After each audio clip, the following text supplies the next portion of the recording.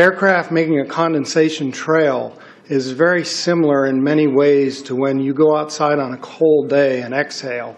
You create a condensation trail. That little cloud is a condensation trail. Now, if you take a 2-mile walk on a cold day and you can turn around and you can see your condensation trail tracking all the way back for 2 miles. That's how crazy it is to think that what we're looking in the sky is actually condensation trails. The contrails, not the chemical, the contrails occur because of cold air, minus 30. It takes high altitude, around 30,000 feet plus. There's carbon dioxide and water vapor in that exhaust. That turns to ice crystals, and that's what you see, the white stream behind it. Those white crystals of ice warm up, dissolve, and the smoke goes away. And it never lasts more than a minute. What we're seeing now, and I first could not believe it, and I started looking at the skies, and these are not normal. They're not natural. There's something going on. I don't know who it is or why they're doing it. All I can testify is it's not natural and it's not normal. It's got to be some outside influence doing that. Thank you. I'm here to give you testimony that chemtrails, they're not contrails, are indeed real. They're spraying almost every day. I watch the clouds and watch the spraying program going on. I want to tell you that we're in very great danger from the pollution that's coming down over us. And we've been led astray by the military-industrial complex, and they're responsible for the cloud's creation and weather manipulation programs. They're dark operations. That's why they're not out in the media. I look around and I see people are starting to look up and see this. Many times I've spoken about chemtrails, and I get this blank look on my face. What are you talking about? I'm saying, look up. As a pilot, before I fly, I look up. And so, boy, they're really out there working. When you look up at the sun and you see a white haze, that is aluminum floating in the air right now, and it's coming from the aircraft. There's a huge amount of aluminum being found because these sprays have aluminum, strontium, barium, manganese. And there's a lot of argument that aluminum is very common to be found. But aluminum is only common in a bonded form. It's not common in a free form, and we're finding high rates of free aluminum in the soil, which is not natural. The metal compounds that are being used are environmentally dangerous. We need to be monitoring them. We need to be testing them. Okay, these previous guys, I've watched exactly what they do, and yes, they are correct. I've seen exactly the same stuff, so ditto marks on those. You want some figures? Okay, latest water test, tested the rain. 13,100 micrograms per liter of aluminum in the rain in 2013. Normally, it should be 0. So 13,100 is pretty damn much, folks.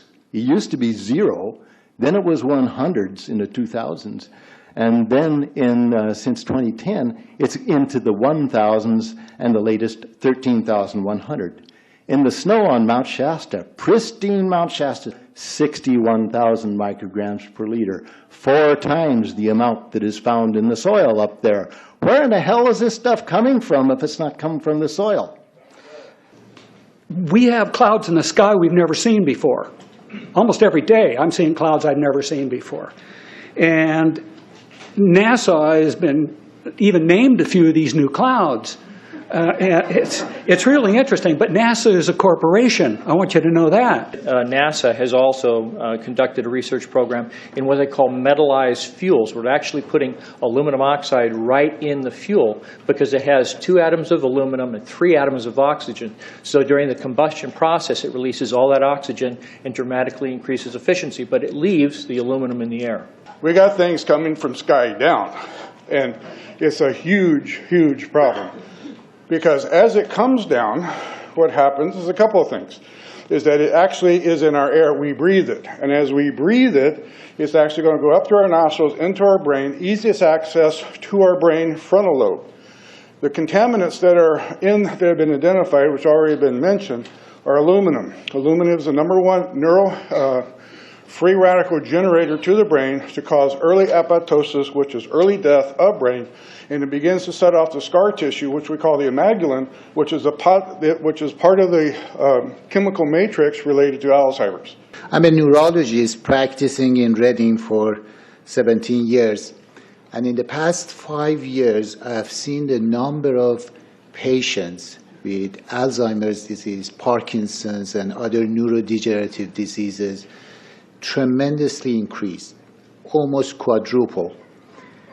I became interested in chemtrails about 8 years ago when I was in Hawaii, and the Hawaiians are really being very vocal about it. I concur about the increasing number of Alzheimer's. They have been able to take the aluminum and micronize it, which means it'll stay up longer. But it also means, and I don't know if any of you have noticed some metallic taste in your mouth when they're spraying, but you inhale that, it goes up through your cribriform plate and through your sinuses and into the brain. As you heard, to spray nanoparticles, very small particles. These nanoparticles, they basically trigger a programmed cell death in the brain, and that is the ultimate path we see in Alzheimer's. That's problem number one, because when we look at the Alzheimer issue, we say those are the old. The real problem is, and the real scare I have, is as I am a father of 2, I am a grandfather of 3. So the drama is our children. ADD started in the 70s. Autism was not on the radar. There was no documents, there was no information. It was 1 in 100,000 children. Today, what we have is 1 in 48 boys. I was part of the early group that was looking for aluminum in ADD and ADHD.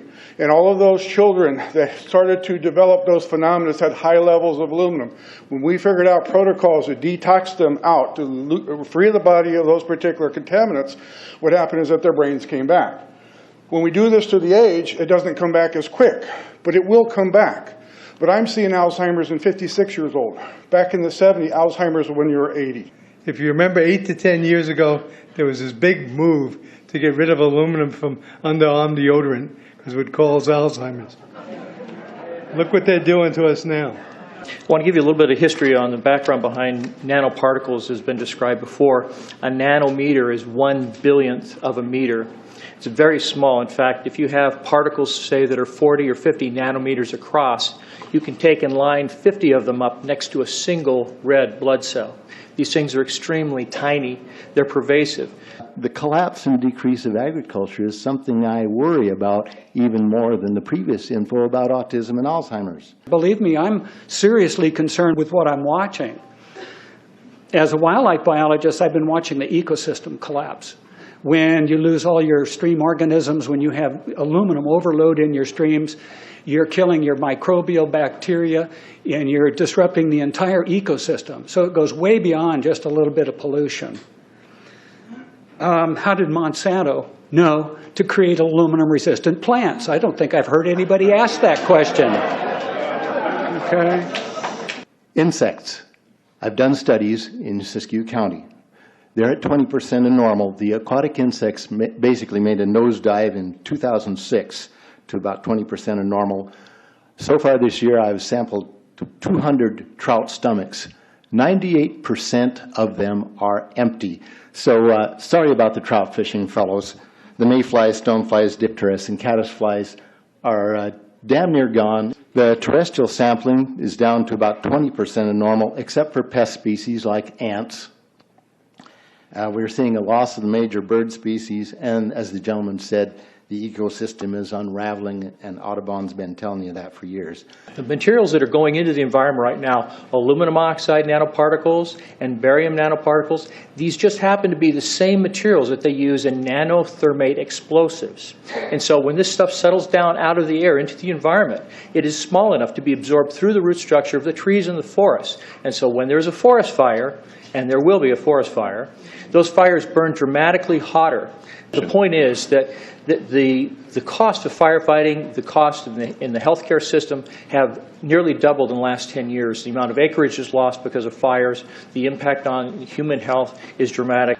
I personally tested water and aluminum, and I found aluminum had 47 times the normal expected amounts. Strontium had 10 to 20 times the amounts. Barium was 20 times. This is what the stuff looks like here.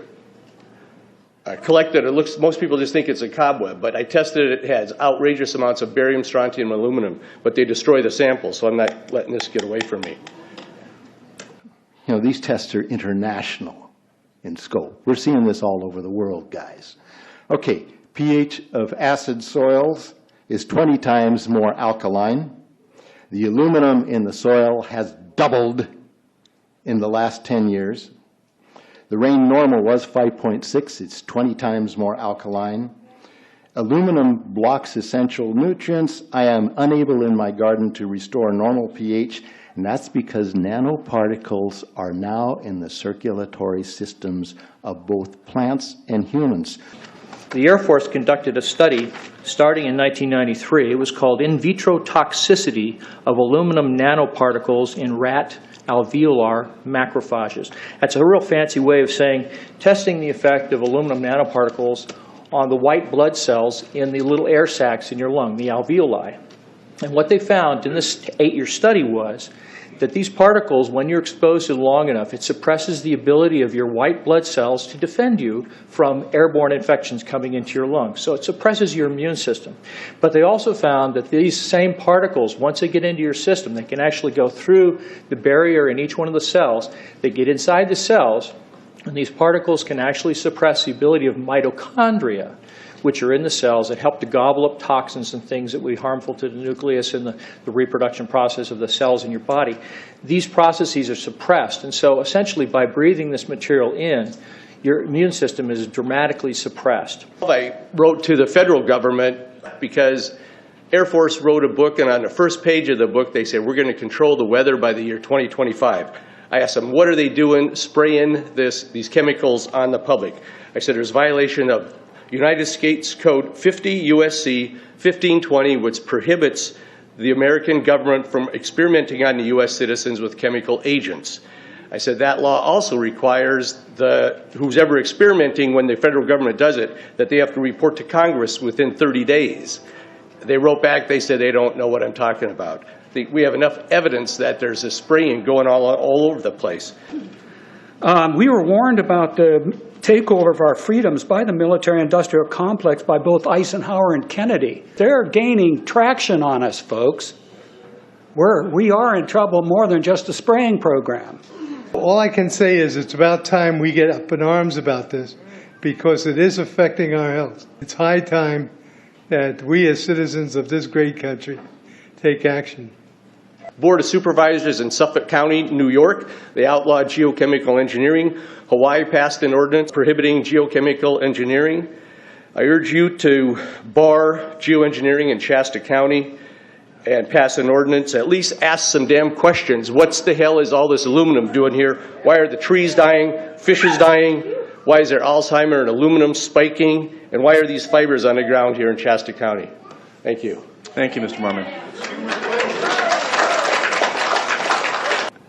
Today, the Shasta County Board of Supervisors has been the beneficiary of some sincere, passionate, and knowledgeable comments. And I thank you for those. I am in agreement with my colleagues about sending letters and a call for action, but I would hope that we could go a step further.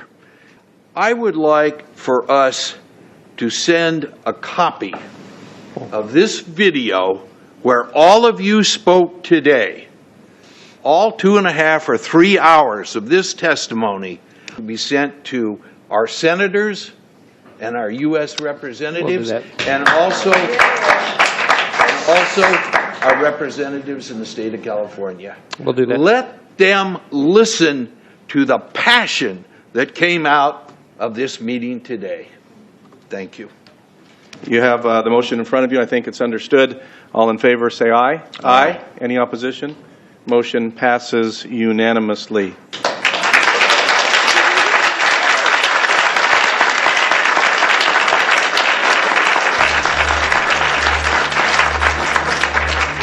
It wouldn't surprise me at all if the response is one that exceeds far the boundaries of Shasta County in terms of the platform that is offered, as evidenced by those who attended today from around the world.